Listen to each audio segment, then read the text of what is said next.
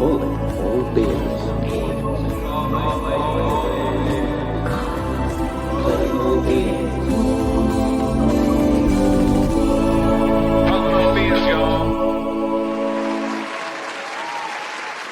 Can I get a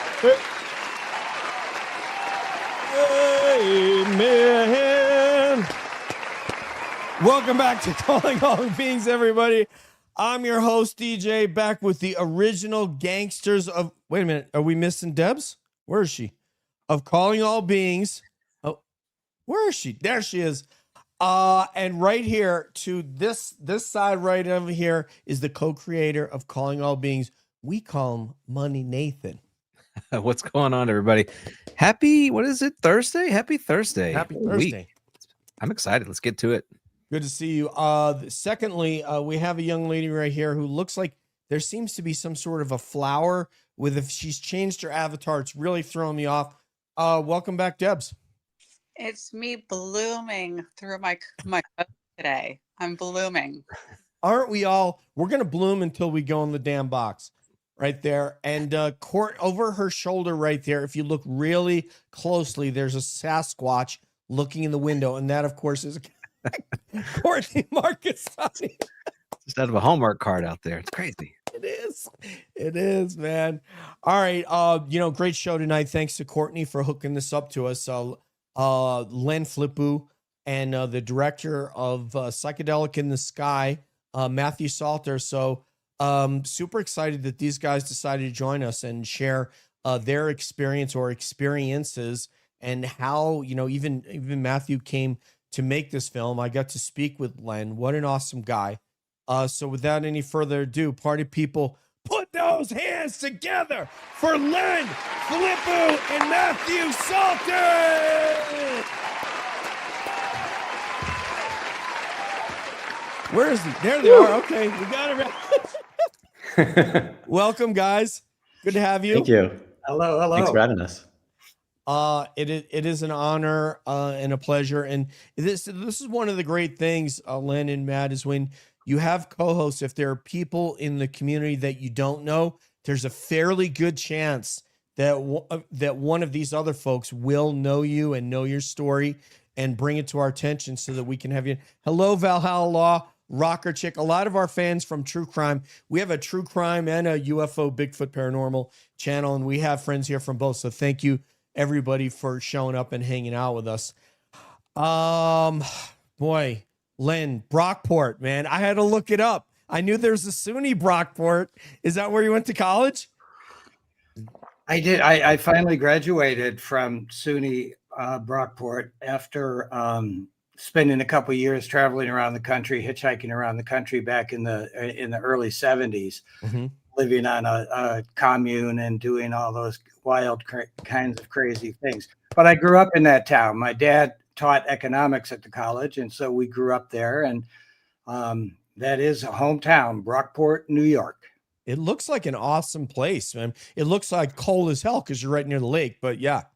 We get plenty of snow. I live in Northern California now, and all we did as kids, I mean, I think, I have two memories from when I was a child, the UFO incident and shoveling snow. So it's in between Rochester and Buffalo. So, we just got a lot of snow. They're getting less of it nowadays, but it's a good little town with good people. And the historic Erie Canal goes through the town, and that's why it's a port city. Awesome. Yeah, I would love to see upstate New York. I'm from downstate New York. I'm from the Hudson Valley. Right. Hendrick Hudson High School, Montrose, Peekskill, right around that West Point area. Yeah, so I don't know enough of upper New York State, and it's something that I hope to know. If you would, I'd just like to start off. I personally am curious how you two encountered one another. Are you talking about Matthew? Yes, or you Courtney? and Matthew. Matthew. Oh, Courtney's connected with everybody. Courtney's like the Kevin Bacon of the UFO community. So that we don't even need to ask that. Okay, good. Well, Go ahead, Matthew. Yeah, Len and I met, maybe it was 3 years ago at Contact in the Desert outside of Palm Springs.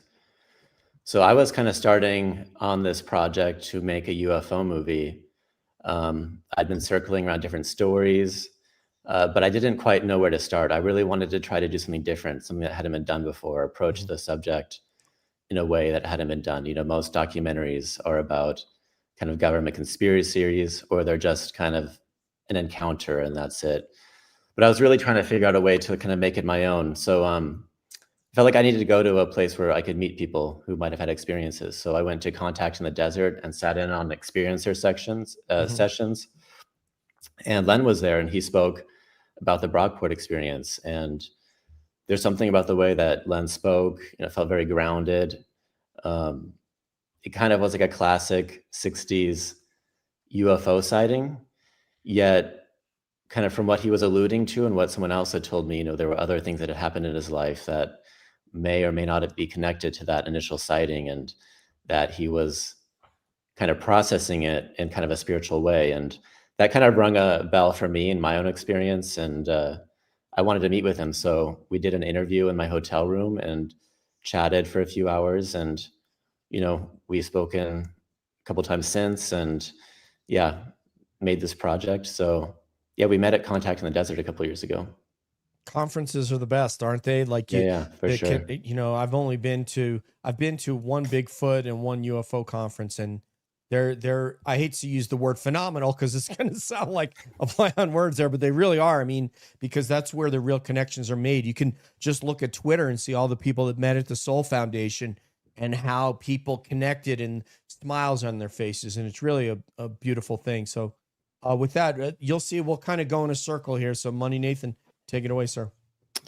Yeah, I was blown away by the short. It was incredible. I thought you did a phenomenal job with it. I hope that everybody who's watching gets a chance to take a look at that. We'll obviously try to put a link to that in the show notes. And like you said, Matthew, this it's something that no one's really doing in the space, and so I think it's a medium, the way you're telling the story that not only stays with you, but as I was telling Len before we jumped on, it's very evocative. It's a very evocative storytelling that you do with the animation and the visuals. And so where did that idea come to you? Like why did you decide to take that approach as opposed to, say, the traditional documentary? You just kind of wanted, and did this come to you like as an epiphany, or are you just really inspired by something else that you thought would be a good match to the subject? Yeah, well, I went down the UFO rabbit hole, like 5 or 6 years ago, and I got really into the work of Jacques Vallée. I read Diana Pasulka's American Cosmic. So I was kind of familiar with this idea of looking at, the UFO world through a spiritual lens, and I hadn't seen anything like that. So I'd say, I started the project thinking it was just gonna be kind of a typical, I'll get someone's story, I'll animate it. But by putting myself in the movie, I've made a handful of films and I've never done that before. But I felt like it made sense to kind of look at my childhood. I was thinking about how I was raised in a religion that accepted ET life out in the world. So when I was watching X-Files and Unsolved Mysteries, and it was actually like my worst nightmare, I think, as a child, was the idea of being abducted. That was like what kept me up at night. So even though if I didn't know it was real or not, that was like my fear. So it was real in my imagination. So when I'd ask my parents, is this real? Could this happen? They'd say, well, maybe, but we believe, God said there's more than humans out in the universe. So it very well could be true. And so when I was thinking back on that, I thought, well, that's kind of a unique entry point. I don't know if that's normal amongst people when they ask their parents for them to kind of say, well, yeah, this could be true. And so I was kind of grappling with that personally. And, I was no longer a person of faith. I was no longer part of that religion. Yet the further I went into this kind of the UFO space and reading these stories about people encountering beings and lights and having these transformational experiences in a way that was kind of opening up my own worldview, my own perspective, my own belief, in a way, I was like, this world that we live in is much more strange than I ever imagined. And kind of grappling with that. Is this real? Is it not? Have I gone out off the deep end? But at the same time, I realized like, I haven't seen anything myself, so I can't say for certain that is 100% real. You know, I don't have confirmation, but there's a belief, or I have faith that what I'm reading or when I talk to people, this is, you know, potentially the reality we live in. So in a way, I was kind of seeing like this kind of UFO worldview, this being comfortable with uncertainty was kind of becoming like my spiritual principle, like my guiding light. And I was kind of thinking, okay, this is kind of an interesting way maybe to start the movie, to talk to an experiencer, and then maybe end kind of with this like realization or acknowledgement that maybe this is kind of a new belief system, or this is for myself, being openness to mystery is my spiritual belief. And yeah, there were a lot of threads we tried to tie together in this film and, you know, bring it into a short 11 minutes. But I would say that was kind of like, I thought, okay, this is a, you know, could be an interesting way to approach this subject and make it a little bit personal, but also with someone else's story. And yeah, I had never seen that in a film before, and I wanted to do that in the film medium. Yeah, it's really, really beautiful. I know we have a lot of follow-up questions. I don't want to step on other folks' toes, so I'm going to pass it to Courtney and let her take a shot here. So go ahead, go for it, Courtney. Well, Matthew and Len, I know you both must know Diana Pasulka, and she talks about, I'm not exactly sure if she talked about this in American Cosmic or where I ran into this, but she talks about how experiencers or people who are led into the phenomenon, I'm not talking about contact modalities now, but she talks about this weird synchronistic thing that I mention occasionally about books or films or some type of media that they encounter, and then it leads them on this whole trail. And so for me personally, you know, I was introduced to a book called Miracles of Mind, written by Russell Targ, and that led me into SRI and psychic research, which is really why I went to the Archives of the Impossible and met Len there. And so I'm always fascinated by how people do have these kind of entry points through books or media. So I wanted to ask you, because your title of Psychedelics in the Sky is such a beautiful rendering of Len's experience, and just the short alone kind of transforms the medium in a new way. So you lose fear about this whole phenomenon and you're invited into the experience. How did that title come to you? Because I think it really perfectly portrays a whole new way of looking at the phenomenon.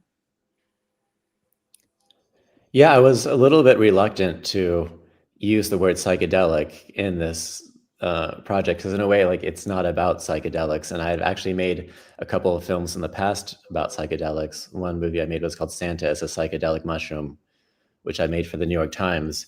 So I kind of didn't want to get pigeonholed into this thing of doing psychedelics. So I was really reluctant, but that was, you know, I worked on it for about 1.5 years, and that was like the best title. It just stuck. And that came through Len, actually. You know, Len mentioned that when we were chatting the first time. You can correct me if I'm wrong, but I think Len had mentioned that he had heard that phrase used, that, you know, seeing something in the sky, like, it's an analogy of a psychedelic. It opens up your mind. You know, when you see something like this, it changes you. Or you see something that, you know, not everyone has seen or has experienced. You can correct me if I'm wrong, Len. I hadn't seen it used anywhere else. I think I coined it just in the middle of your, you know, while I was sweating under your interrogation. Once he started questioning me, he didn't let me go. I said, no, it's enough. You know, for me, the UFO experience began opening my consciousness. I was 16 years old, so I had not done any drugs or psychedelics or anything like that. But there was a beginning. It seemed as though it was an initiating incident, and I kept encountering more and more different kinds of anomalous experiences that in the end game kind of resulted in me just having a different way of looking at the world, a different worldview, an expansion of consciousness. And when I was talking to Matthew, it made complete sense that it just was like a psychedelic in the sky. If you remember the old Timothy Leary days, expand your consciousness and all that. So that was an analogy I used. But to answer Courtney's thing real quickly, I didn't get into this because of some, great book or anything like that. It was probably 1964 or 65. And I read an article in Reader's Digest. I don't know who remembers Reader's Digest, but I do. Yeah. And I used to read a whole bunch of stories at night, falling asleep. I could read 1 or 2 or 8. And I read one about a UFO situation. I don't think it wasn't Betty and Barney Hill, but it was very believable. The people who witnessed this were so sincere. The writer gave them respect, and it wasn't a Joe Pine show kind of mockery of this incident. And just something hit me that evening while I was reading it in bed. Yes, of course. This is completely true. Why are we so myopic and ridiculous not to take a look at this? So I really got the bug through that article. Reader's Digest condensed articles from other magazines. Could have been Look, Life, Esquire, Saturday Post, whatever. And that was it. And that started me being interested in UFOs. But I really didn't think I'd see one. Yeah, I would say the book, I mean, there were many books, but some of the cases in the 50s and 60s that Jacques Vallée recounts, I think there was one, Joe Simonton in Ohio, who had the pancakes given to him by these Italian-looking guys. That And was when I read that, Ohio? I thought, like, this is just crazy. Why are Italian guys coming out of these flying saucers? But then when Jacques Vallée kind of mentions that maybe you see what they want you to see, or you see what what's in your mind, that's kind of one of those moments where my mind was, how do I, is this the world we live in, or, what's going on? That's the difficult thing is this a projection? Are you experiencing this in consensus reality? Is it, it's very difficult. It's interesting. I was thinking about that the other day with the pancakes, or they needed water to make the pancakes, which is like, wait a minute, you should be asking for milk. I don't know. Anyway, this is fun. And the pancakes are connected to the Irish elves. Is that what it is? I think they don't eat salt. Mm-hmm. The kind of tradition is that they don't eat salt, and these pancakes had no salt in them. I could be wrong, but yeah.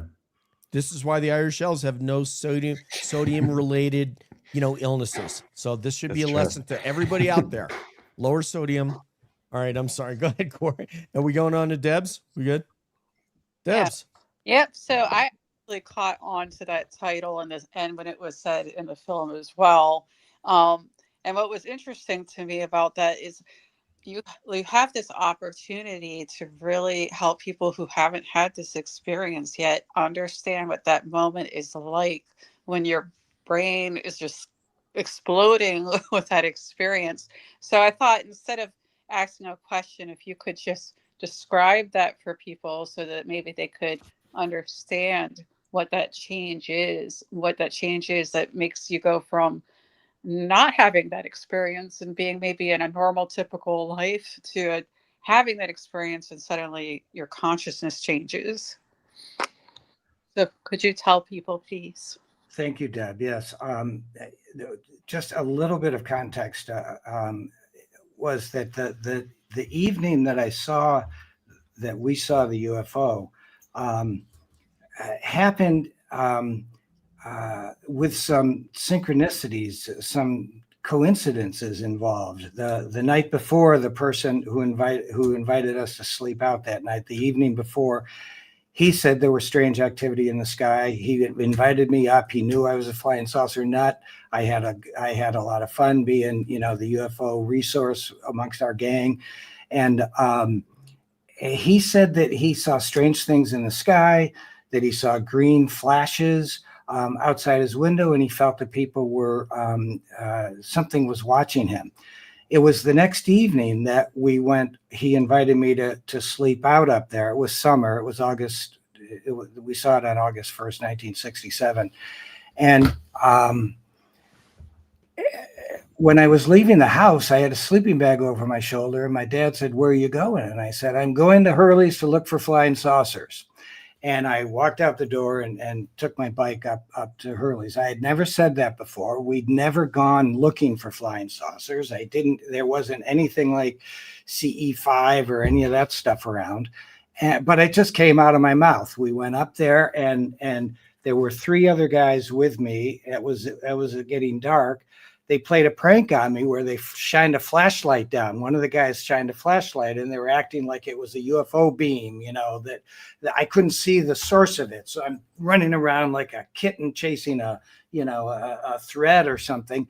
And finally I caught them. We all had a laugh. So all these things happened. Plus, remember, those of you who remember, in those days, UFOs was not for study. It was a tinfoil hat kind of guy study. It was just not the norm.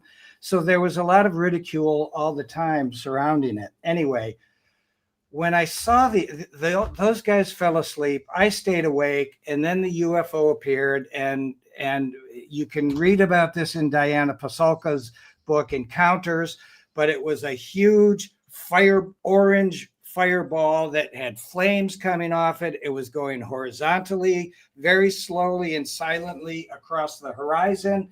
And there was a little white star following in its trail.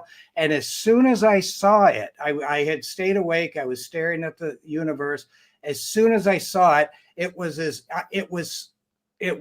absolutely not from our reality. It was other than our consensus reality. It didn't communicate that, but somehow it screamed that. What it did for me was it made me realize that all these government institutions were lying to us. Science was lying to us. Government was lying to us. And it began to chip away at what reality is for me. And so that was the main thing. And one last thing, Deb, and I know listen, I'm retired now. I'm no longer working in Silicon Valley. I'm no longer counseling people on business decisions, so I can talk about this stuff more openly. It seemed to me, I'll remember I was a teenager, but it seemed to me with all the trials and tribulations and going to look for flying saucers and flashlight, it seemed to me that they just glided by and they were waving, "Hi, Len, here we are. Keep the faith going. You've done a good job. See you later." It felt like that kind of a thing, honestly. And to this day, because I'm many decades later, I still have that feeling that it was like a friendly flyby.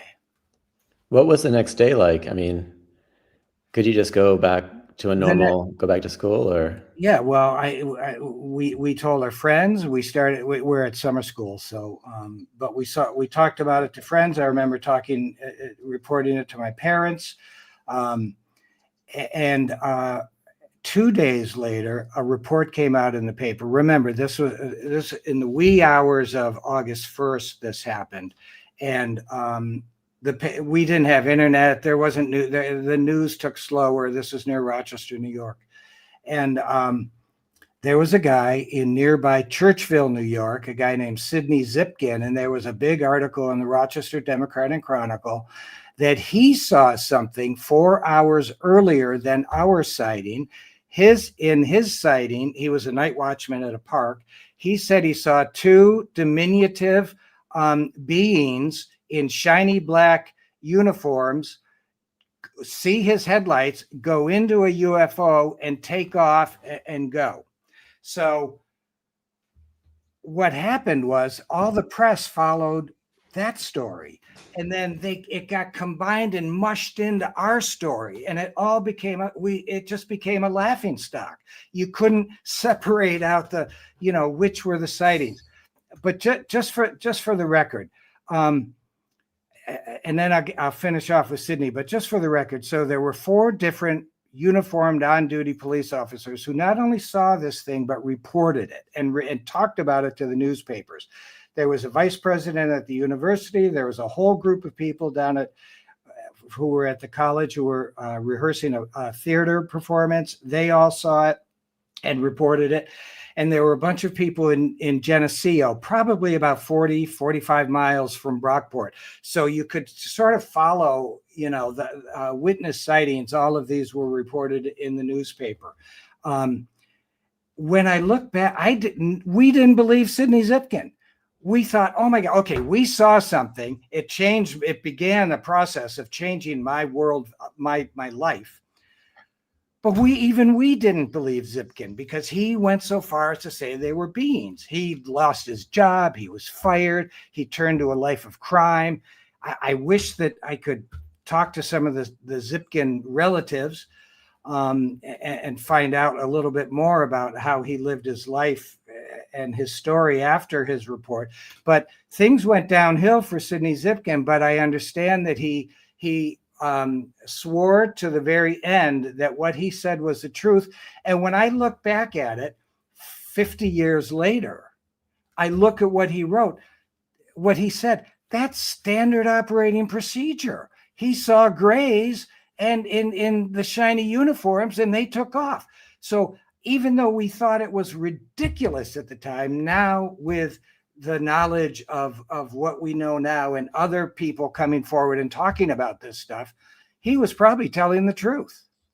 I just wanted to say something real quick. I think it's so fascinating, the dichotomy that happens with the phenomenon in all aspects. Like people who really believe in Bigfoot refuse to believe in poltergeist. People who believe in UFOs refuse to believe in Bigfoot. It's so bizarre. Okay, sorry. Yeah, that was with the Zipkin story. I wasn't sure if we were going to include that in the short film. I thought, okay, this is, we're already fitting so much into this short amount. Is the Zipkin story worth it? But when I was talking with my editor, we were like, and how do we connect? How do we go from Len's story to Zipkin's, and make it feel seamless? But that connection was like the disbelief that even Len didn't believe him.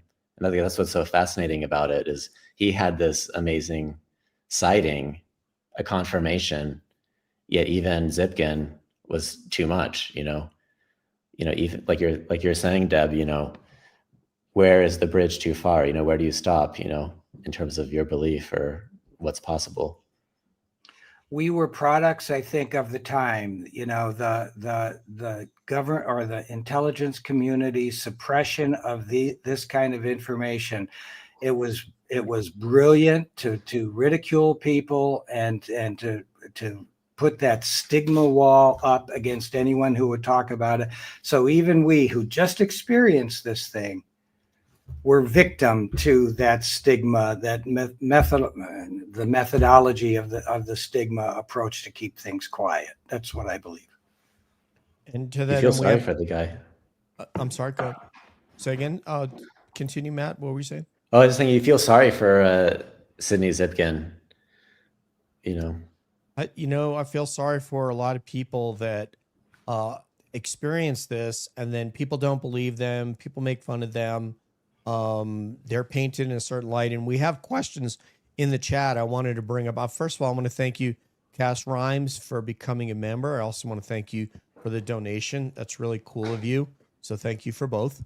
And Mac Mazda here. So we've got questions we're going to ask, and then I'll get to my question. But Mac Mazda apparently is somebody that Courtney knows and is a UFO experiencer, and says, Deb, for me, been leading a dual life. This one really is more of a statement.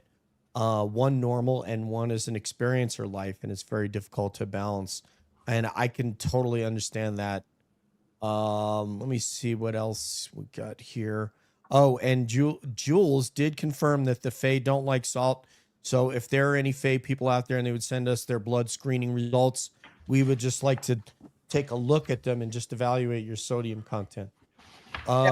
Standing Stones is actually one of our true crime fans. And Standing Stone says, saw a UFO at close range with another kid when we were 16 sledding up the woods and near a water tower. I remember him saying that I can't remember Standing Stones as a guy or a gal, but I know they've said on here before it's about 500 feet above the water tower. So, and they have recounted that story several times on this show. So it's like kind of like one of those things. I had a sighting when I was a kid. I want to get regressed so that I can try to remember it. Okay, Mac Moss is saying, yeah, I saw a UFO and interacted with a 3-fingered being in the craft up close. Courtney, do you have any insights on that encounter? Well, Mac has had a wide range of experiences, and he's pretty public on X about those experiences. So I've been listening to Mac for at least a year about all of his various contact experiences and encounters, and it's very complex. So it's hard to, weigh in on what these experiences might be, but I always provide support to people. Listen with empathy, and especially experiencers who have had things that really defy normal or typical experience, even in anomalous experiences. So Mac is somebody who's always been supportive of other experiencers in the community, just a lovely individual. So I just want to say thanks to Mac for being here tonight and sharing more about your experiences so other people can reach out to you as well. I would encourage other people to reach out to Mac. He's a really great person. Thank you, Courtney. I also want to say thank you, Mac, for joining. It's a pleasure to meet you. I hope we'll see you here in the chat again, and you're welcome to share your experiences at any time. This question, I believe, is directed to Len, and it's from our mod Jules, who is herself an experiencer. And she says, Len, did you get the cone of silence experience during your sighting? Any temperature shifts, odors, etc.? No, I don't know exactly what you mean by the cone of silence, but you didn't hear anything. Correct. It was soundless, absolutely soundless. All of the witnesses say the same thing, that it was soundless, which was eerie to see this huge fireball. And when I say fireball, there was something solid underneath the orange, like plasmatic glow around it. And then there were flames coming off. The only thing I've ever seen, I've tried to stay up on the UFO literature and the books. And the only thing that I've seen that comes sort of close to it is the descriptions of the Kecksburg, Pennsylvania UFO. Yeah. And there might have been a slight acorn kind of shape to this, with the fatter side in front tapering off just a little bit. But if you just looked up at it, it would look spherical, and it was very orange. There were a number of orange UFOs in the 60s for some reason. I guess that was the vehicle, color of choice. But the Malmstrom Air Force Base, where the nuclear missiles were shut down, that was a big orange sphere, and others. So there were no odors, no anything like that. And Diana certainly asked Diana Pasulka asked a lot about this. Did I feel as though there was any communication? I didn't feel. There was one moment during it, like a good Boy Scout leader, I was ready to go report. While I'm watching this, I'm ready to run in the house and call to report it somewhere. And I would miss it. And then all of a sudden, this feeling just came. No, go experience, go watch this. Why would you interrupt your experience to go report it? So I went back out, and I really enjoyed it, and just absolutely took it in. And I did. It wasn't any sort of a telepathic communication. It wasn't anything. There wasn't any direct communication, but I did have this warm feeling that they came by to say hi. Wow. And that's inexplicable. DJ, I've got to say, I was a kid, and even I at that age knew that to be that egotistical sounding as a 16-year-old, no one's going to buy this, and I shouldn't even believe myself, because my judgment might not be good enough. But here I am at age 74, still kicking, still digging UFOs. Thank you. but I wasn't looking for an applause. But this is a friendly group for sure. That's what we do. If you come on I cab, still you're going to think- get applauded. I still feel today that in some way they were letting me and probably others know they were around. I just want to say before we're going to answer a question from Boston Bia here. She's our co-host from the Cab True Crime Show, but she's in the chat right now. But I was about a year, maybe 2 years younger than you when I had my sighting in the Hudson Valley during that flap during the 80s. Big And flap. my first reaction that I said to the kid that was with me is, we're not telling anybody. We're not telling my parents. We're not telling anybody about this because nobody's going to believe us. I Right. didn't have the feeling that you had of communication. I just saw it, but I didn't have that interaction I think that you had, but we definitely saw it. I definitely called out what I felt it was. And we all agreed right there. Let's not tell anybody because nobody's going to believe us. And I remember the next morning waking up and being like, holy, I saw a UFO last night. Oh my God. It was one of those things. Was it in the papers, DJ? I don't know because at that time I wasn't reading the papers, but Right. there was that whole span. I mean, you guys know the books about Hudson Valley UFOs from Linda Zimmerman. And then there was that book that J. Allen Hynek contributed to with two other gentlemen that I can't recall their name. They're less famous gentlemen. Bob Pratt, I think might have been one. I can't remember their names off the top of my head. But in any case, I think it was called Night Siege was the name of the book. And then Linda Zimmerman herself has written probably 5 books on Hudson. And Linda Zimmerman interviewed one of my classmates from high school that her father, who was a police officer, they saw daylight, a big black triangle fly over Montrose, New York, where our high school is. So, and she wasn't the only family that saw that, but they were in Linda's book. And just so happens that I just saw her at my class reunion about a month ago. So anyway, Boston Bia is asking, do you think as the years go by, we see more sightings or less? And then Lulu Bell, we're going to get to your question. I'm going to tackle that one for you. But do you think as years go by, we see more sightings or less? Anybody on the panel that want to respond? It seems like there's less, kind of traditional flying saucer sightings, but right now there's all these drone incursions, which kind of hard to figure out what's going on there. What's anomalous, what's foreign tech, all this seems really grayed and obscured. So, maybe in a little while we'll know that what these are, if they are truly anomalous or what, but that's kind of exciting, and frightening the last year, just all these drone sightings. They're happening in Berlin and Germany. I think it's Denmark, England.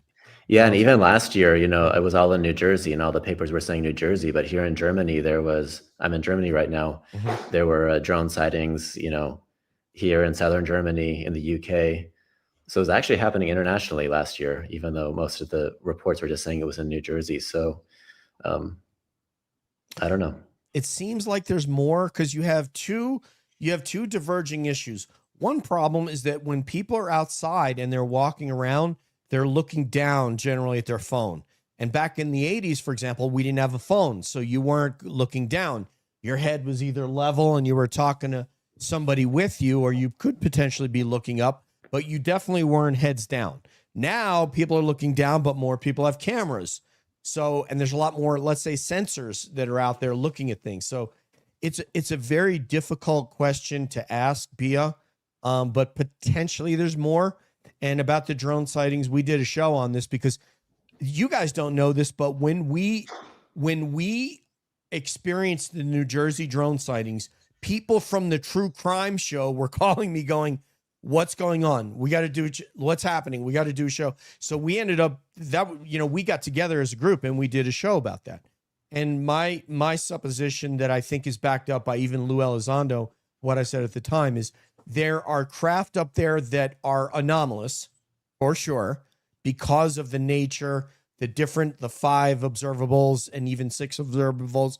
And then there are craft up there that are just simply drones that have their sensors targeted on those anomalous craft.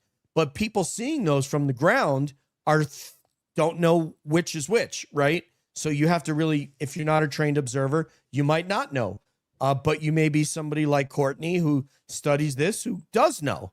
So, but they're probably the majority of laypersons out there don't. So it's really hard to say if there's more, but certainly there are some anomalous craft. And if I'm a government anywhere, I'm going to try to confuse the issue by saying, oh, it's foreign tech, it's black tech, it's this, it's the FAA. As long as you confuse people, they won't know what the hell it is, and they'll forget about it, and they'll go on to their next reality TV show. But if you're not going to say to them, oh, yeah, these are anomalous, we don't know what the hell they are, and we can't do anything about it. That's not going to be the answer. This question right here, I'm going to answer really quick for Lulubelle, is the reason for this. The long-standing tradition is if your job description is national defense and there are craft that are flying into and out of your airspace with impunity that you can't stop them, the answer is not going to be to tell you the truth, because then that makes decision makers look like they're not in control of everything in the sky. But guess what? They're not in control of everything in the sky. That's not new. That's been going on for many, many years. But as people that are involved in, and that is why not only don't you see the United States, you don't see the Russians coming out telling their people this, or the Chinese or the Japanese or the Australians or the Brits or the Italians or the Germans or anybody else. So this is just what governments do. They don't want you to think that they are not in control, but the fact is they're not completely in control. Just listen to Ryan Graves and he'll tell you, or David Fravor or whomever. So moving right along. Thank you very much, Tim, for your, oh my God. Thank you so much, Tim. Namaste. Tim and Lulu are true crime fans. I have met Lulubelle. I have not had an opportunity to meet her husband, Tim. Thank you very much. This is Dr. Tim Mounts from, they have a show called All Things Unexplained with Tim, CJ, and and Smitty. I almost forgot their third co-host, Tim, CJ, and Smitty. So you guys may end up getting an invitation to go on there. Tim is a good friend, and they do an outstanding show. Dr. Tim Mounts out of North Carolina. Thank you very much for the donations. That is extremely generous of you guys. Let's get back to it. I have a question for because I don't know about Matthew's experience. We did hear a little bit about Len's. Would you like to talk about your experience and what you felt? Were you inspired by something, or how do you sort of describe your experience and what the genesis of that may have been? Experience of you, because you believe that you definitely saw something or you dreamt of something, and I don't know if that was inspired by Len's experience or something you saw. Was it paranormality? No. How would you describe your experience? No, I haven't had any experiences. Why do I think based on your film that you did? I don't. Or was Because, that? Didn't you say at the beginning of the film, Matthew, that when you were young, Oh, yes. in your Okay. bedroom? Yeah. Yeah. Thank you for reminding me. Yeah, that was a dream. That was my worst nightmare as a child, was that, aliens would come into my room, I'd get abducted. Okay. So that was like a hypothetical kind of, this was my dream that I had as a kid. a lot of experiencers describe it as a dream at first. Just saying. Was that a recurring dream, Matthew?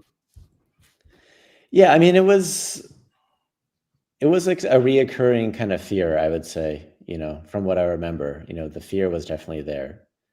But no, as far as I know, I don't have any experiences. Why was that? Is that a result? I mean, did you read Whitley Strieber's book, Communion? What do you think that was? Was it just something you saw like Close Encounters and you're like, oh my God, if these things came in my bedroom, I'd freak out. Like what was your thing? Yeah, I mean, in the 90s, there was a lot of UFO films and TV episodes. And, there was, I still remember like images that are burned in my brain from like coming down the stairs while my parents were watching a show. Like I think there was one called Intruders, Mhm. which was probably based off of the Bud Hopkins book. But there was like a hybrid program, and there was like a little alien child or something. I remember seeing that and just being freaked out, and fire in the sky. I mean, Yeah. that was totally frightening for a child to see. So I think, Totally. It made if them this look was potentially scary. real, why would I not be afraid that they're going to come in at night and I'm going to be in some gooey web thing? I'm gonna tell you, Matthew. I don't think they designed those creatures the way that help me out with his name again, Travis. Travis Walton. The way Travis Walton just Well, yeah, described it's it. fascinating. But they are What he talks scary. about it. Totally. Oh my God. Like that. I mean, he's got to have one of the most credible of all time. Nathan, take it away. Because when I start thinking about Travis Walton, Yeah, no, it really is incredible, and it's unfortunate. I wish they would remake it with, closer to kind of Travis's experience. I understand why they made it the way they did, but His experience. Go ahead. His experience with the human people, with the glass bulbs over their head. I mean, to me, that's more frightening than these scary grays. In this dark shadow thing. I mean, the fact that there might be humans up there that are either like us or hybrid. I mean, that was the thing that freaked me out when Travis Walton said there were these humans that looked at him like as if they couldn't communicate with him unless if he was a foreign creature, an alien, yet that he looked just like them. Like that freaked me out. Yeah, that's trippy. That's the world we live in. He's got to hear. Have you heard Terry Lovelace encounter, Matthew? Have either of you guys? Know. Oh, that's great. My God. No, Terry Lovelace was that he ended up being a judge advocate.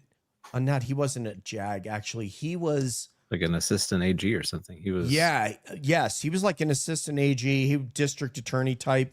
But yeah, no, assistant U.S. attorney in Samoa. And there was another state. It might've been Massachusetts. Terry Lovelace's account when he was in the Air Force of being abducted is mind blowing. What he saw aboard the craft. Mind blowing. I recommend human you guys. people. What's that? Human looking aliens. He saw human people. He saw like a puppy, but the puppy had some sort of an implanted eye of some sort. It was really some really weird stuff. He saw kids crying. It was a huge ship with a lot of people. Am I getting any of this wrong, cabbies? That's largely right. Yeah, he saw some military, like people dressed in military fatigues on this large black triangle. I think the book is called "The Incident at Devil's Den." Yes, looking to I'm read. familiar with that. Yeah. It's very good, and he's done some interviews too within the last few years that are quite good. But I wanted to explore kind of some of the themes that you get at in the story, because I think that there's this struggle in the public debate about UFOs between this fixation on the craft, having the craft, having the bodies, understanding the technology, and yet there's also this parallel but maybe less public conversation happening about the nature of reality itself and the consciousness expanding aspects of these experiences. And what I love about the film, and Len, you kind of talk about this as well, that the film acts as a catalyst that kind of takes the viewer through the same pathway, but introduces them to this notion that reality, as we have accepted it to be, may not be that way. And so, what I often wonder is, how are we going to get, because I'm convinced that reality is not as we think it is, but how are we going to get from point A to point B as a civilization? You're going to have everybody have an experience that kind of unlocks this. What modality, catalyzes this kind of change in the world and transitions us to a different understanding of reality, a different maybe epoch of the human experience, right? And so I don't know what your thoughts are on that, but I think that's the direction we're going. I think it's just challenging to find a clear, articulated path to get there. Because if it's just craft in a hangar someplace, I think that just reaffirms this reality model that we already have, and that's that we have technology, we'll build it, we'll understand it, we'll master this stuff, and then we'll just keep mastering matter. But these encounters seem to speak to a deeper aspect, that matter is not really all that there is to the world. So what are your thoughts on that? How do you think we reconcile those things? I had the one UFO incident, and then I've had other paranormal or supernormal or anomalous experiences, probably about 8 or 9, all of which lead me farther away from the Western materialistic view of reality and more into, if you will, a spiritual or idealistic world. And I would think that your show, your question, people who are on these kinds of shows and talking about these stories are all part of the evolutionary process. And a shout out to Jeffrey Kripal down at Rice University, who does Archives of the Impossible, where I had the distinct pleasure of meeting Courtney. And what he is advocating in a number of books and through scholarly academic research is, wait a minute, these things, ghosts and all the rest of it, the out-of-body experiences, these things have been happening to human beings forever. Why are we discarding them, not looking at them because they don't fit the more narrow confines of the scientific investigation? So he says, pick them up out of the dustbin, off the floor, put them back on the table, make the table bigger, and let's have some serious investigation of this. And there are many people, Diana Pasulka's advocating that. There are many investigators researching that. And I think that's the way forward. I think that's what we are doing. Will it happen in my lifetime? I doubt that there'll be answers. I think we're always going to be part of the riddle of life here. One last thing, and then I'll shift it over to Matthew. DJ, when you were talking about the conferences and whatnot, and the one you went to, I was afraid to go to conferences. I thought it would be tinfoil clown show mania going on. My eyes were utterly open. There's serious researchers, journalists, experiencers, scientists. It's just incredible the brain power that's being applied to exactly those kinds of topics, Nathan, at these conferences where people feel free to be talking about this stuff. So I think we are making progress on it, and that's a good point. And I hope that this show helps a little bit. Yeah, perhaps the fact that we're not being laughed out of rooms anymore shows that there is some evolution, even if it's not as quick as we'd like. Matthew, would you like to tackle that, sir? Yeah, I'd say when I made this movie, my guiding principle was, you think you know what UFOs are, but there's so much more. And that was kind of like the guiding thought I had from beginning to end, and keeping in mind like an audience of people who are in the UFO world, believers, but also people who are skeptical. So I think everyone's kind of on their own journey and kind of can accept only so much. So when I did this film, I used Jacques Vallée kind of as a guiding post, separating into 3 chapters, kind of the physical, the psychological, and the what I called personal, which kind of goes a little bit deeper, and then kind of ending it on the social, which I've had people who come up to me and said, well, that's kind of the most interesting part of the film for me, because, I don't really believe in all this stuff. But I thought ending it kind of with some of these questions, even if it is just part of our folklore for some people, that, maybe there's a way into this subject which still is relevant and I think important, because there's so many different ways we can look at this. And so, I made the film for people who may be skeptical, kind of opening that door a little bit to people, just saying, hey, even if you're skeptical, just, listen to people. There's some interesting ways we can look at this whole topic. There might be something interesting here, as well as people who are into the world and, just want to see something done, in a different way in this format.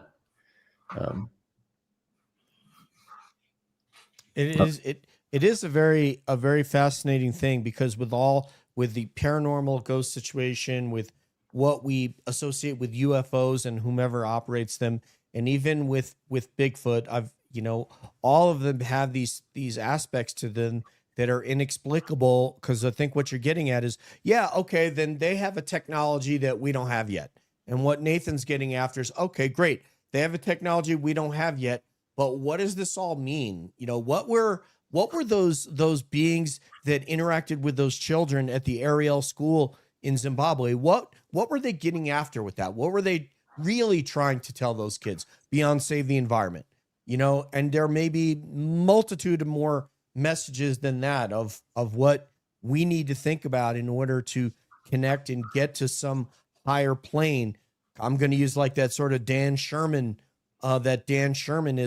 from his book Way Above Black, where he was communicating. And if you guys haven't read that, by the way, I just want to mention everybody, Psychedelic in the Sky, that film is pinned to the top of the chat. If you'd like to watch it, you can click on that link and it will take you there. Copy that for your YouTube.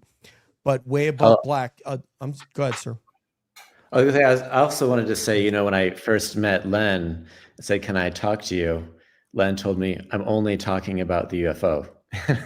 And I said, okay. So we got into the room, but we ended up talking about more. I was being a little bit pushy, but I said, we gotta talk more. You gotta tell me more about what happened. And it's something hard to talk about. And also, I can see Len's reluctance. He didn't know me, doesn't know how I'm going to make this movie, how I'm going to depict things, so, and even for myself with some of these stories and trying to fit into the film, it was, keeping in mind that I'm making this film for people who are not part of this UFO world. How do you fit it in and keep people still there, not turning it off? And that was something kind of difficult to weave in there.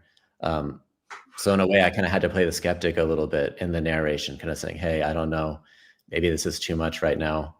Like, we stick with UFOs." But it is a tricky thing. I don't know how we introduce that to people. I mean, I tried a little bit in this film to kind of introduce that into this UFO narrative, saying, "Hey, there's more here. Might have to come back to it later." I was a press secretary for 1976 Jimmy Carter campaign and a congressional press secretary, and Matthew's questioning was withering. I could not stand up to it. I talked about way more stuff than UFOs. He's being modest. He should go to 60 Minutes. I mean, for us, I think I speak for all the cavities here.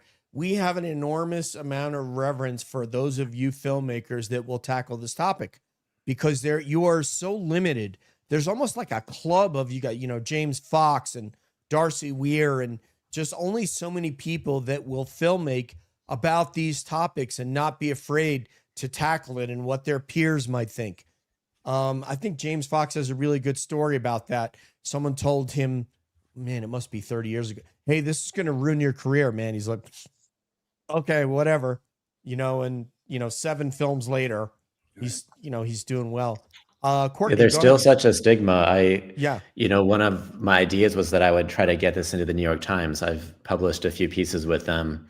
So this was kind of my goal, was to try to get a UFO related story. So that was one of the reasons why I kind of went into the subject from different angles, that it wasn't just like, here's the case, there's different ways we can look at this, from the outside.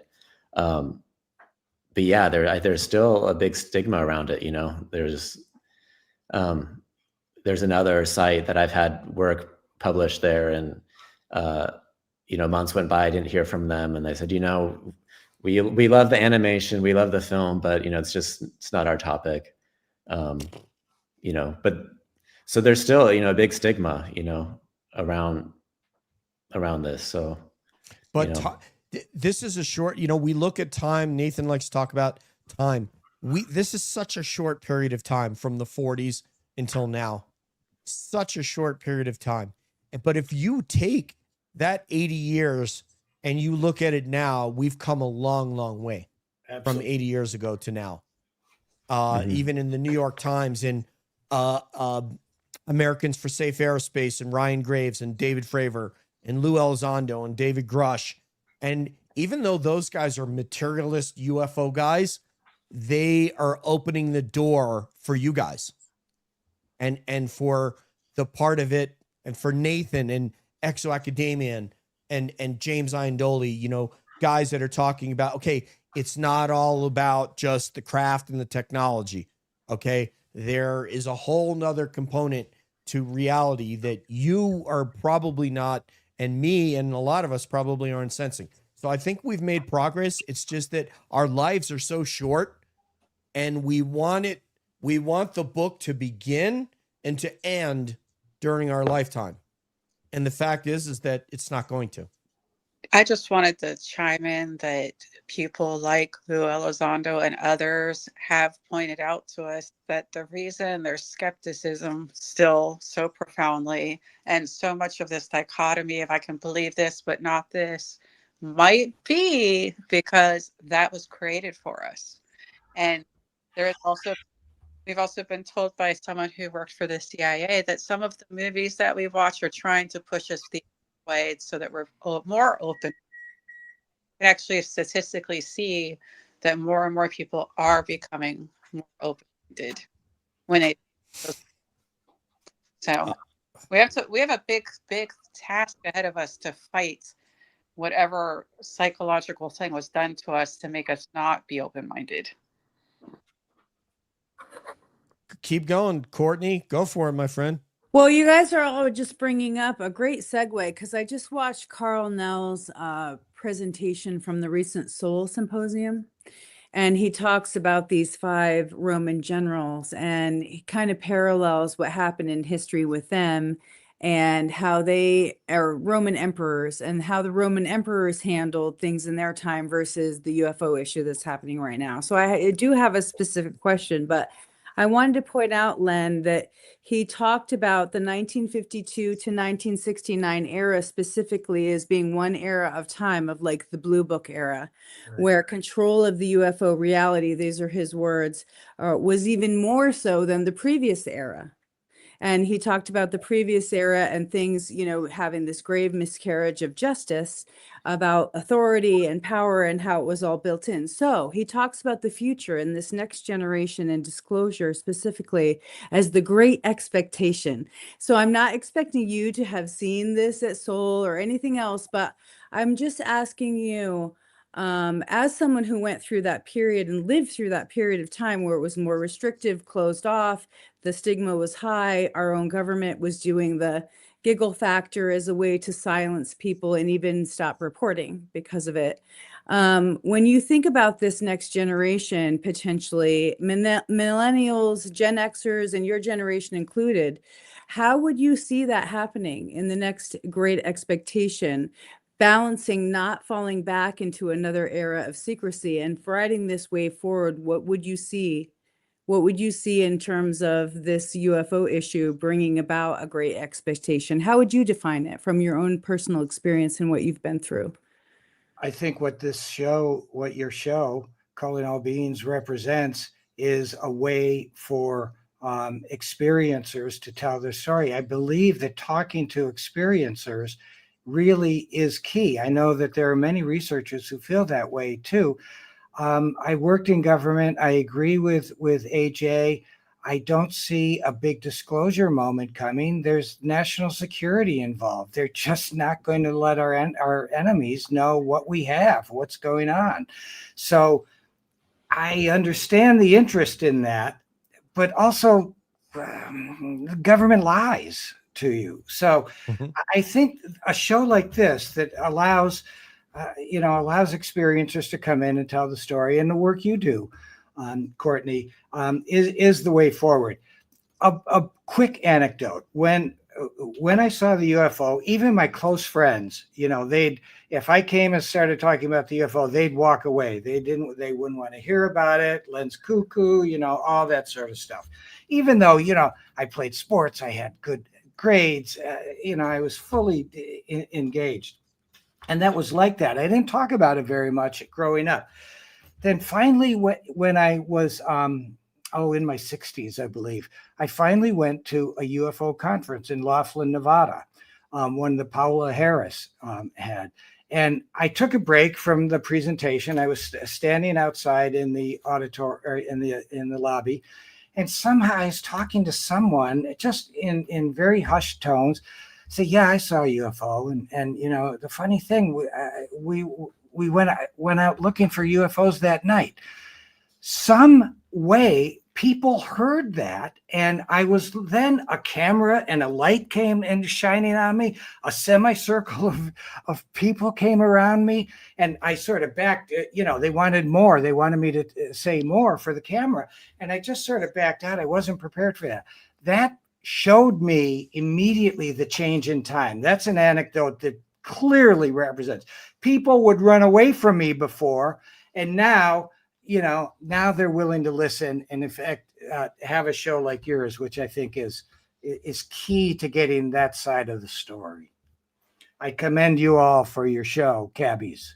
Thank you so much for saying that. And I want to say, I thought you had on a leather blazer, and it seems to me anybody that has a leather blazer, think about Rocky Balboa from Rocky 1. Is cool. Right? Is that a leather blazer? It's a jacket. It's a jacket. It was cool here in Northern California. We had a lot of rain, and my wife doesn't let me turn the heat up very high. So I just wanted to have something warmer on. Okay, but you should have a leather blazer. And you know what? When you do your next film with Matthew, be like, hey, I want to star in the movie. If I wrote the screenplay and to star in the movie, otherwise you're not getting my script. You know, You're you gotta in. play. Yeah, it worked for Sylvester Stallone. Len, this can work for you. Okay. I got to star in the movie. All right. We have some great questions here, which I've starred. Amber has a great one here that I would like you got, Deb, I don't want to cut you off. Is it all right if I ask this one? Yeah, go ahead. Okay. I want to get this one around the panel. Nathan, we'll start with you. Do you think people missing from national parks, we covered this on Cab recently, mysteriously could have been abducted by UFOs? Do you think that is at least one of the sources of these apparent missing persons where they don't find anything? I think I do. I think it's very possible. I mean, the national parks are massive, so people go missing for lots of reasons. So not just being abducted. From what we understand from the literature and the anecdotes, abductions happen everywhere, even in the middle of big cities. I think there was a Netflix show about a woman who had an experience in the middle of Manhattan. So they happen all over the place. It's really, the issue here is if the people can't be found anymore, they disappear. There's a lot of disappearances, and those things are really perplexing and disturbing, right? I think the wilderness, represents a lot of things for us, right? It's this void that we don't understand, and we're not masters in that domain. We're very much subject to the forces of that domain, and as a result, it has this incredible power and mystery for us. So the short answer is I do think so. I don't think all of them are, but it does seem to happen everywhere. And before Courtney tackles this, I just want to say, David Paulides is basically the pioneer in this space in the missing persons. And he has these sort of earmarks that make it a missing 411 case. And some of them are really freaky where they don't find, I mean, if you have a gun or you have a weapon or a Gore-Tex jacket, that could be visible for 50 years, boots and sometimes cross-country skis, all kinds of things. And not a stitch of anything is found from that person. And I just want to shout out X-Zone Missing, X-Zone Missing on YouTube. He uses AI. It could be a woman for all I know to narrate the story, but has a brilliant retelling of the same cases that Dave Paulides does. Court, do you believe that some of the people missing from these national parks could have been abducted? Yeah, I just want to read what David Paulides said about this issue because Paige Fox, who is an attorney and is doing a whole project on Black sites and people going missing around these Black sites around the U.S., she reached out to me and David saying, she was referred to us because of our research and what we do. And so David Paulides responded and he said that, who's interested in this issue. He's written 12 books. He's produced 3 documentaries that went to #1 in the world. And he also said his 3rd documentary addresses your questions. And so it's called Missing 411, the UFO Connection. And I'd like to refer you to that actual documentary that he did on the UFO and 411 missing person connection. And I think you'll find a lot of answers in that. And, I highly regard David's work. I think he's one of the best. So I think abductions are certainly potentially connected to it, but I think it could be a whole lot more. Simple answer. The one guy, the one guy in that movie, his experience happened like 9 years after Len, maybe something Higdon. like that. That gentleman, Carl Higdon, was that his name? Higdon, yeah, Carl Higdon. Yeah, I mean, Look that up. It's a great narrative. He was abducted when he was elk hunting, and he found he and the elk were both in the craft. And then, in short, because he had been had a vasectomy, they returned him. They said, "You're of no use to us." So that story was in the papers back in the 70s. But thank you very much for that one. Deb, would you like to take a stab at this question, and then we'll go to Len and Matthew? Yeah, actually, my bigger concern is that this is an issue that goes well beyond the national parks. Although he focuses on that, if you go look at statistics for missing persons, it's much worse than people realize. I was watching someone who was visiting reservations in the United States, and he said there's an enormous amount of people that go missing from reservations, for instance. And people are just not covering it. People in poverty have been complaining about that for a long time. People are not covering this problem to the significance that it needs to be covered. But the other side to this is not all the things that happen in the parks are, people disappearing. There's other really strange phenomenon that happens. And there's just something about being away from civilization that just seems to invite these incidents. So yes, of course, I think some abductions can happen there, but I also think really weird things happen there too, including, by the way, there's a story of people who have just left civilization and are running around in those parks. Yeah, I think Bigfoot could be some of them. I mean, there's so many different things. And as a PSA, I think this stat is correct. Indigenous women, 15 times more likely to either go missing or be murdered than the national average. 15 times more. So just to put in your hat there. And Payne Lindsay of Vanished and Up and Vanished is doing great work on and done some great work on missing Indigenous women. The other thing I wanted to say, I want to bring this up now because I kind of eschewed when we've done a lot of Bigfoot on the show. Nathan introduced me to Bigfoot. I'm fascinated with him. I listen to Bigfoot encounters probably several nights per week. But what I want to say is I eschewed Dogman, and I kind of wasn't so sure. Quite recently, there was 2 couples in Mississippi that were riding in those side-by-sides that carry like 4 persons. There's like front seats and back seats. And they have very, very good thermal image of a Dogman female holding a child. And you can see the snout, you can see the ears, you can see it standing on 2 legs. And so kind of like what you said earlier, Nathan, you think you know what's real and what's BS. And then when you think you know that, you find out something that you hadn't even considered. And I can direct you guys. It's on the National Dogman website. It was like on their front page. And when Matt Knapp from Bigfoot Crossroads, who also was skeptical of Dogman, is like, oh my God, this video is very, very compelling. Len, what's your take on this, sir? Well, I can't really add anything to what has already been said. I try to stick just to my lane and to stick to my experiences. But I have read about and listened about the disappearances in the national forest. It's utterly fascinating. And I'm glad people are taking a look at that. And I don't disbelieve what's going on, especially because I've heard that author Paulides talk about it. He sounds very credible, but because it's not, I'm just trying to stick to the things that I've experienced rather than speculate on others. Now, I want to say this, Matt, before you go. I mean, one of the Paulides ones I heard, and it was recounted on X Zone Missing. This was like a ranger, and she was a ranger. She had radioed in. She got out of her vehicle, and when they found her vehicle, it was still running with the lights on. Nothing found of her, nothing. And that was in the I don't know if it was the Land Between the Lakes, but the Great Smoky Mountain National Park. And they didn't find a stitch of her, nothing. Tell me how weird that is.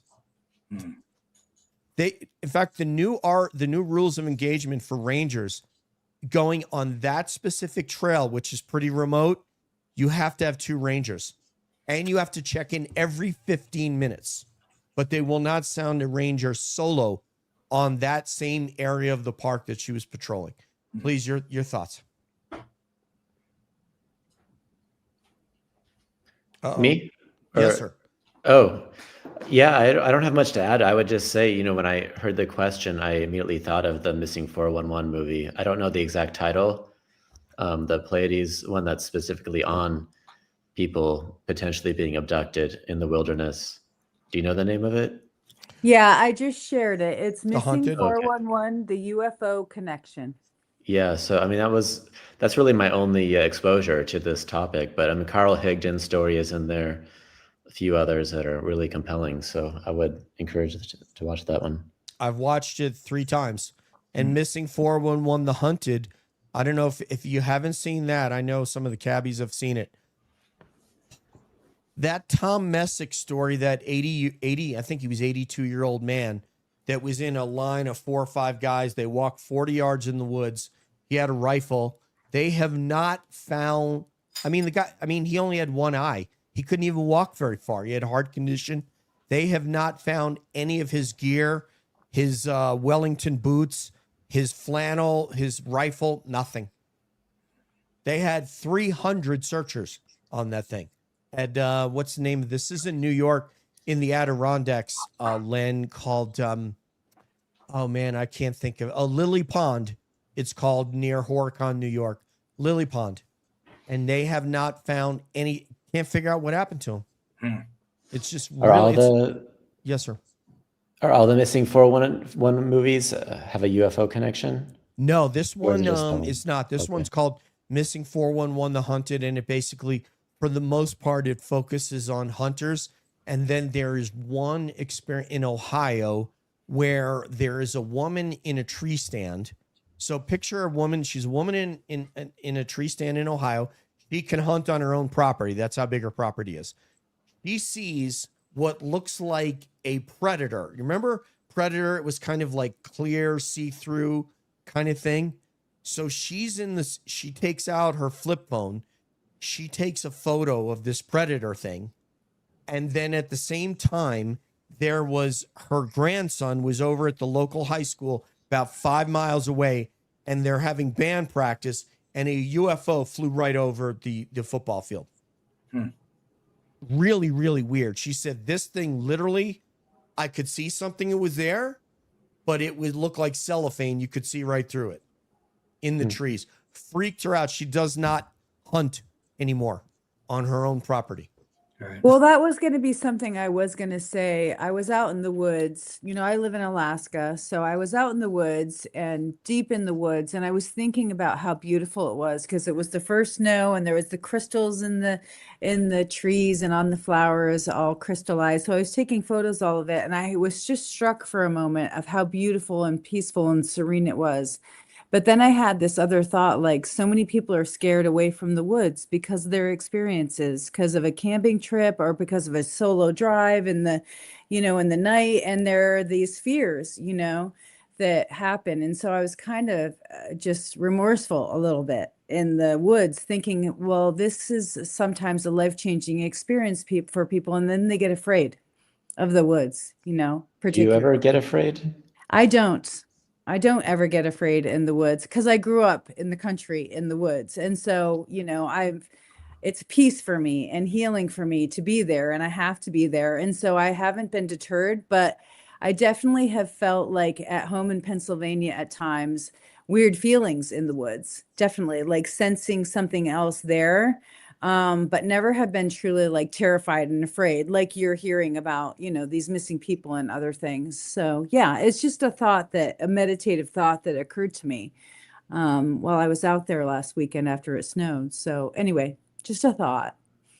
I've I'm told almost Courtney. afraid to admit it, but after kind of going into this UFO world and, filling my head with all these stories, I grew up in the suburbs, but when I go out and stay a night in the, cabin out by the lake or the forest, before I go to bed, I'm having those thoughts like, oh my God, I don't Man, know if that's normal or not, if that's healthy, It's but pretty normal. I think it is. Yeah. it is normal. You did it this didn't you do it over the summer? Nathan, when was the Yeah. last time you Oh, did no, a cabin?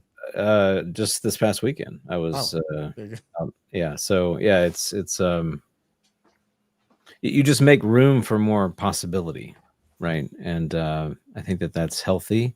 But you have to, as Courtney used the word meditate, you have to kind of meditate on that discomfort in a way, like explore why you feel that way and try to find peace with that feeling.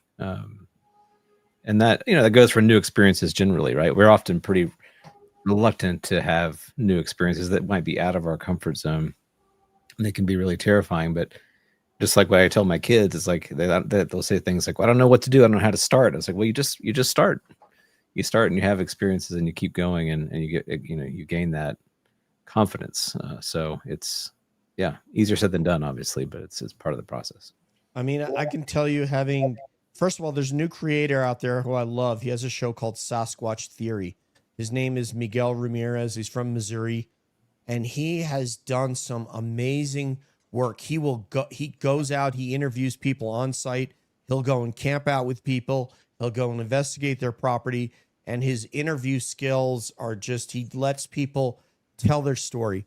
I heard one I just share with you guys from last night. It was a guy from a particular bayou in Louisiana.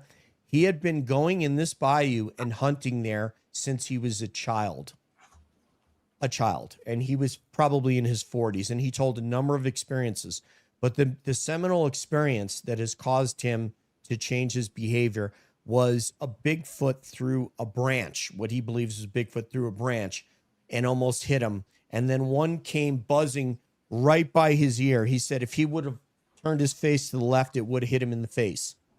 And, he was out there hunting and so forth. He ran back to the car, and he told 3 or 4 other experiences, but I believe there was 2 or 3 experiences during this particular hunting trip, and he doesn't hunt anymore. Like, he's done. He won't go out there alone. Like, he would go out there and hunt alone and camp alone, and he won't anymore. Yeah. I myself, I went out in the, I don't know if it was Apalachicola, but it was in the woods in northern Florida, north of Pensacola. I went to go bigfooting with a group. And I remember it was time to get firewood. And I know the missing 411 stuff, and I know the Bigfoot stuff. And I'm like, am I going to leave these guys and take off and go out into the woods alone and get firewood? And I said, I'm going to. And, the Indians say, don't leave the light of the fire. That's the thing. Did we have a Bigfoot experience that night? No, we didn't. But I was thinking about it, and I was like, I'm going to go get the damn firewood. And that's it.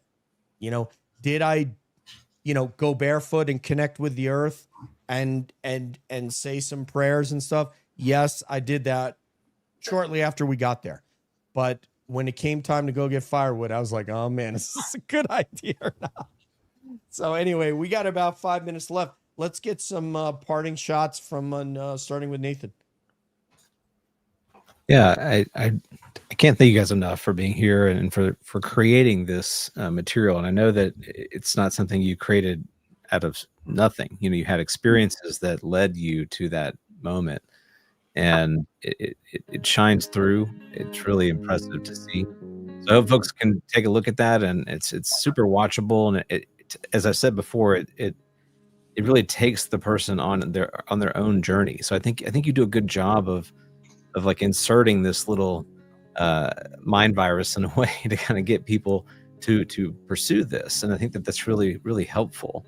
And Len, I can tell that it's really made a dramatic impact on your life. And I can tell that it's just a small part of a larger set of experiences that have also shaped your life. And I think there's something really meaningful and powerful to that. And I just really appreciate your willingness to come and share yourself with us and your time with us. And we look forward to seeing what you guys do in the future. So hope you keep up with the topic and the community. It's good stuff. Thank you. Thank you.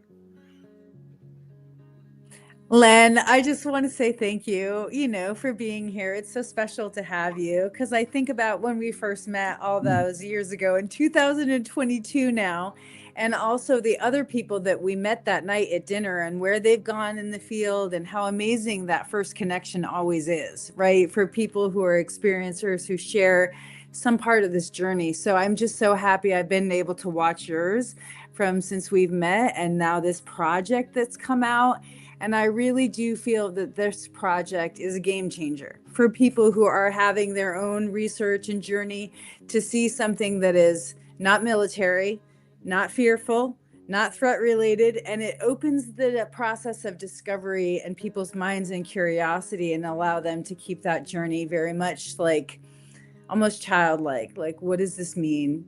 How can I understand this and not be worried with fear like we've discussed tonight? It's just very beautiful project. And I am very happy to have met you, Matthew. Thank you so much for coming on with Len and sharing your part of the project. And I'm also, like Nathan said, very excited to see what comes next. Thank you. Thank you, Courtney. I've got to tell you that when we were at that, the Archives of the Impossible, you and I were having lunch. Everybody was having lunch, and we were talking and sharing experiences. And then I saw that Diana Pasulka was at a table around another crowd of people. And I said, well, I've got to go meet her, because we had communicated with email, but I didn't want to interrupt. I didn't, I didn't have any kind of an introduction. I was all new to this sort of stuff. And you just said, go for it. Go through it. That's Courtney. No, it was almost like she pushed me out of the safety zone. And so I made my connection with Diana. So thank you. Thank you for that, and for your other support and tips and things through the years. I watch what you do carefully. It's great stuff. Agreed. Debs. So, what I is something that we have conversation about.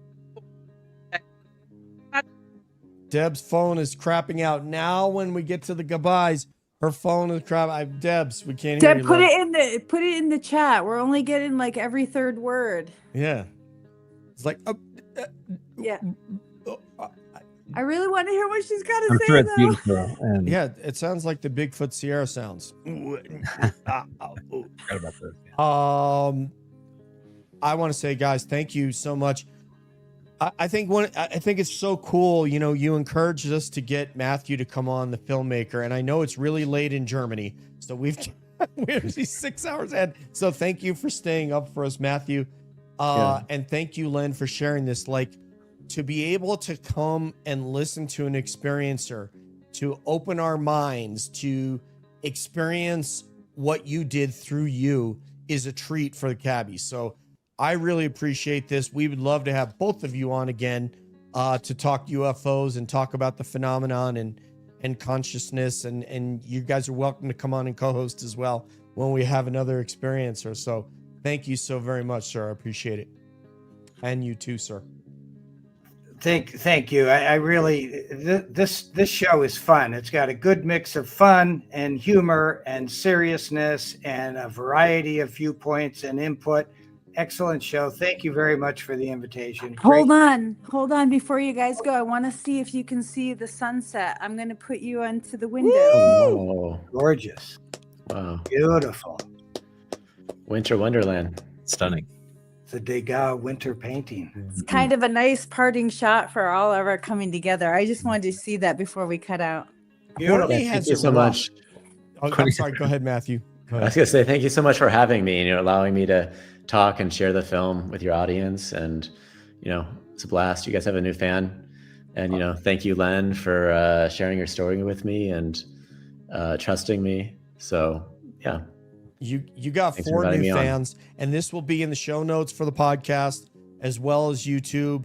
And your work is beautiful, and I look forward to contact me anytime if you're putting out something else. We would love to have either or both of you guys on. This is just for Len. He's got to get the leather blazer. We want to see the Rocky Balboa blazer for next time. Hey, how you doing, Len?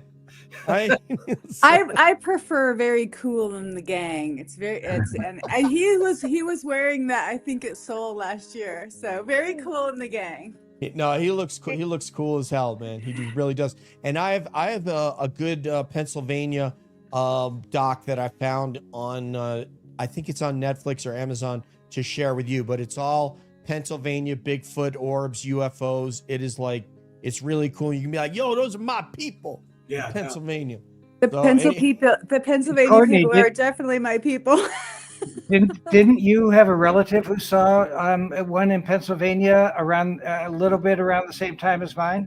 Yeah, I didn't know that because you had told me when we first met about your book, or you wrote an article about your experience. And so I didn't know the year or anything. And then when I saw the short come out, I saw the year and I was like, oh my gosh. It was almost, I think, the same year that my dad had his sighting on just south of New York in upstate Pennsylvania, just south of Binghamton, New York. It's very interesting. It The familial, maybe the familial continuum that's going on.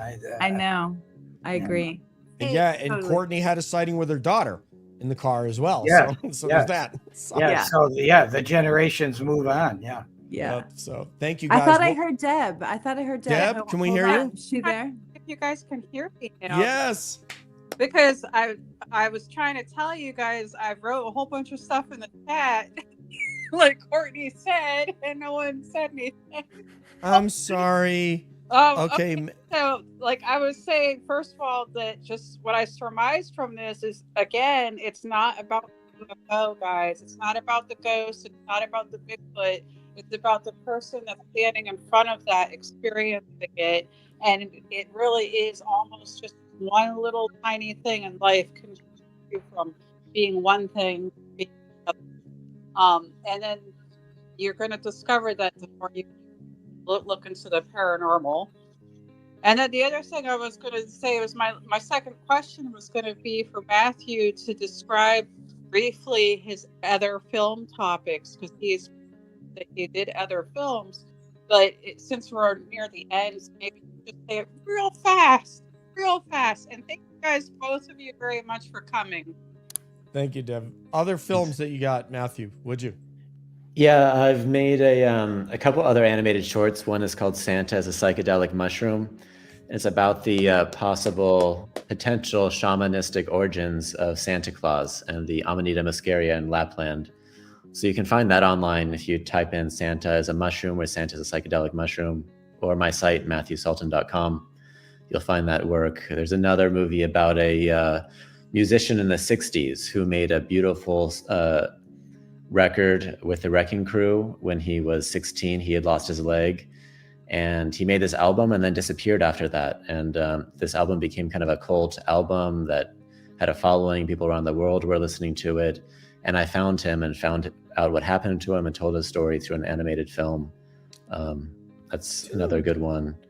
There's another movie, a feature-length movie made called Dwarves Kingdom, about little people in China who work in a kind of demented Disneyland, like a modern-day freak show. There's 100 little people who kind of live in a Snow White village that this Chinese entrepreneur made. So I made a movie about them and their dreams, where they came from. You can find that on Canopy online as well. Rent through your local library. It's available. Deb, I'm so glad you asked that question, because now we know Matthew's other work. That is so cool, Matthew. Thank you, man. So you guys got other stuff. Go to MatthewSalton.com. You can get the list of his filmography and get into it. And see, Deb, even though she typically will ask another question when we're trying to close the show, it ends up being a good one. So thank you, Deb, and thank you, Matthew. Yeah. All right. On behalf of everybody on the panel, everyone in the chat, Jules, and everybody who contributed tonight, Boston Bia's there, Scott's there, other mod. We got a couple mods in there tonight. Thank you so much, everybody. On behalf of everyone, this DJ saying peace out, one love, and we will see you down the road.